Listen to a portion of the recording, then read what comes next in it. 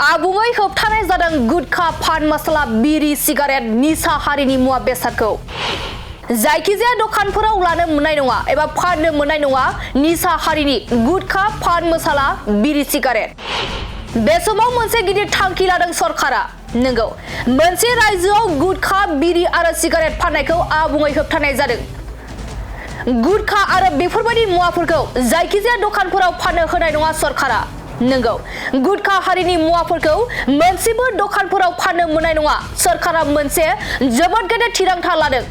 केफि रजनीगंधा आरो सिगनेचार सिगारेटफोर फाननाया बन्द थांखु सोबनाया देहानि थाखाय खहा गोनां बे समाव थांखु आरो पान मस्लाफोरखौ लानानै उरिसा सरकारनि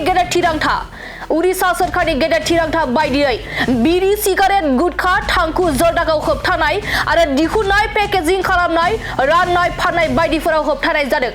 गोदान नेमफोरखौ मावफुंनो थाखाय सावस्रि बिफाना फोसाव बिलाइ फोसावदों थांखु दिहुनजानाय मुवाफोरखौ बाहायनाया केन्सारनि मोनसे गाहाय जाहोन बेफोर मुवाफोरा खहा गोनां आरो सरकारा बिनि सायाव गोख्रों राहा लादों।